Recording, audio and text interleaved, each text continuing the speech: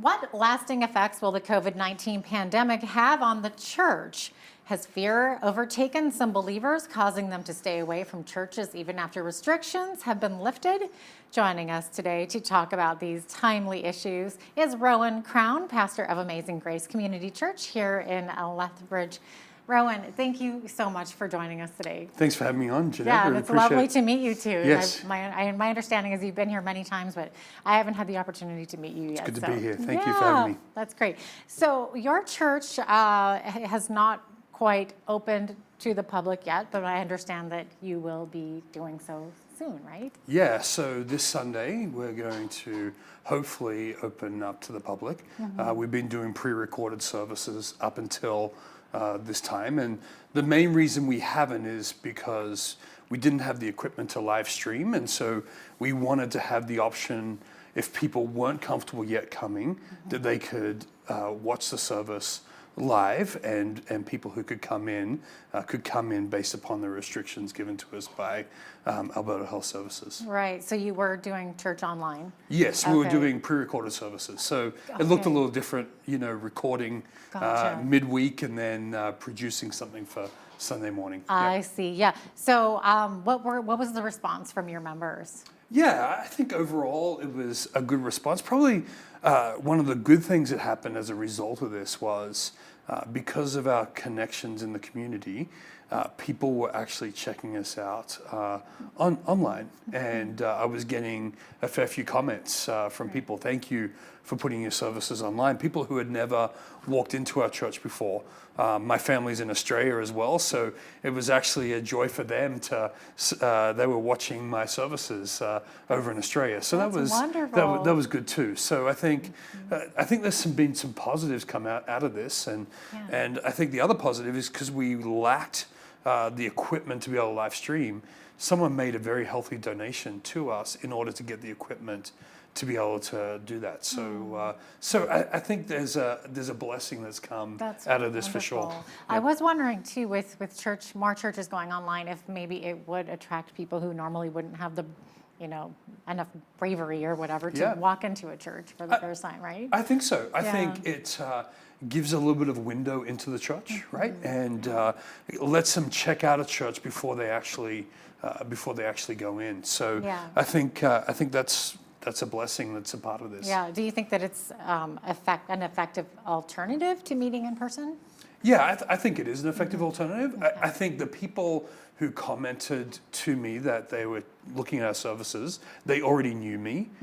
Some people hadn't, so I think that's a good thing too. It just shows that because you have a relationship with someone, that then they can make that connection as well. So hopefully it leads towards maybe them going, hey, this is a place I could go and check out church, so to speak. So. Right, exactly. Now, Pastor Rohan, during these times of uncertainty, many have gone through all kinds of roller coaster emotions, right? Some have lost loved ones, some people have had business fails, some people have lost their jobs. So what can we learn in these trying times? Yeah, I think it's been a very, very difficult time. We've had people who have lost loved ones to COVID. In fact, right before COVID hit, my wife, her mom died of pancreatic cancer. And during the midst of it, it just made it even more difficult, right? To know how to go alongside people, because they're not only dealing with grief, but they're also dealing with this thing that we've never dealt with before, right? So it put people in a very weird, not weird, a different situation. So talking to them and counseling them and encouraging them.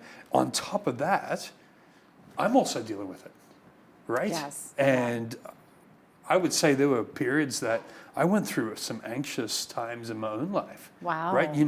Never experiencing that before. Of course. Right? And I think that has a lot to do with the changes in our world and how we adjusted during that time period. That must have helped really shape your messages too, because we're all in this together. Yeah. Right? Yeah. I think it was really hard to. For me, I'm very much a people person. So to not have people around when you're doing your messages, it made it more difficult. Yeah. It didn't make it as real at times. Sure. But I really prayed that, hey, when we recorded, let's make this look like church as much as we can, for my own sake as well as the people listening. Yeah, absolutely. Now, as this pandemic continues with restrictions slowly being lifted, how has this time affected or challenged you as a pastor? I mean, we've been talking about that a little bit already. Yeah, But, so personally, there were some challenges I faced, just in my own thought process and my own relationship with God, right? I think that was good. I think it helped me reflect on what is the very purpose of the church. See, we struggled with, we can't meet as a church. But is that the only definition of the church? It really made me examine what is the role of the church in the world, right? We can still be the church without having to meet together. Right. And I think that was one of the big things that really encouraged me, that I looked at scriptures like Acts chapter 16, Paul and Silas. It says they were in the inner stocks of the prison. Talk about quarantine, talk about isolated. Yeah, what did they do? They didn't moan and complain, we can't go to church. They worship God. Right there. They praise God and worship God. And as a result, their chains were lifted, and everyone in the prison, their chains was lifted. So their circumstances didn't stop them praising and worshiping God. And so I think this time for us as the church, we can complain, we can't meet together. It's not, the government's not treating us like restaurants or Home Depot or whatever. You heard those comments, but really the church can still be the church regardless of whether we gather in a building or not.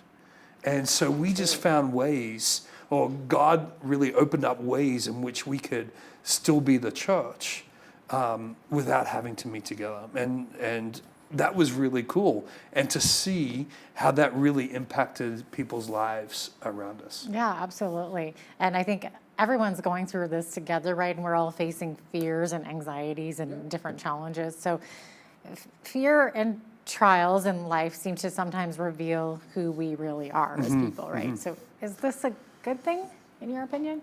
I think so.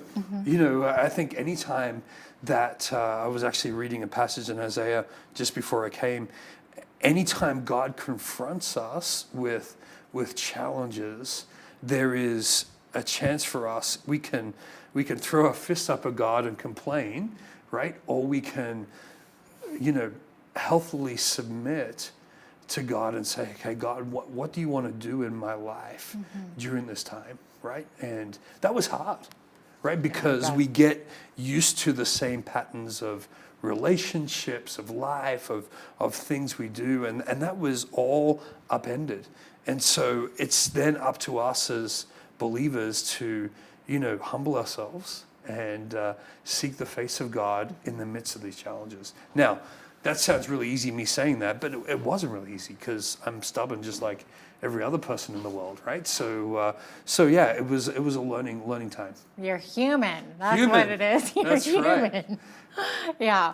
So what are your thoughts on the long-term effects of the shutdown of the church? Will there be long-term effects, do you think? I joke with people when we start meeting up, publicly again, who's going to show up, we don't know, right? Because you also have people who are in different ideas of when they're going to meet and when they're not going to meet, right? That's true. Right? So you've got to be sensitive. So some people think it's too soon. Some people may think it's too soon. Some people are like, should have been done long ago. Yeah. So you've got to be respectful for that, right? Because we're not just dealing with some thought or some idea that everyone has that same feeling about this. You got people who have range of feelings. So you got to be careful, right? Number one, you've got to respect. I really believe you've got to respect our government and what they've laid down. We've got to be a good witness to those around us. And number three, we've got to be careful that we don't make the minors the majors and the majors the minors, right? And that's in my own life too. So when we open up Sunday, if we have 5 people show up, right? Hey, we get to worship God with 5 people, right? That's okay, right? And realizing that we can trust in God through this process. Yeah, well, that's a really positive takeaway too. I was going to just ask you if you've seen any positive takeaways from this whole time of lockdown. Yeah, I think there's been some positive takeaways. I think I really believe, Jeanette, that we live in a time that God is trying to engage his people. And the way we feel like, or the way we've done engagement with God, God's saying, listen, I want to wake you up, right? The way you've been doing things, maybe you're not trusting in me enough. And so I think the positive thing for me is moving forward, how am I going to listen to God? How is our church going to listen to God in the process of this, and really go back to the basics, right? Worship and prayer and preaching the gospel, and loving and serving one another, being a community, and allowing the Holy Spirit to work through us in the midst of that. It's a challenge, but I think it's encouraging. Now, how can the church help those who might be overcome with fear? There's a lot of fear going on these days for both believers and non-believers alike. Yeah, that's a great question. I think our job, and I've been studying the scriptures, and especially the life of Jesus, and Jesus was a listener. If you look at what he did and how he reached out to people, he met the woman at the well. He listened, right? And I think we've got to learn to be better listeners of people. I've got to learn to be better.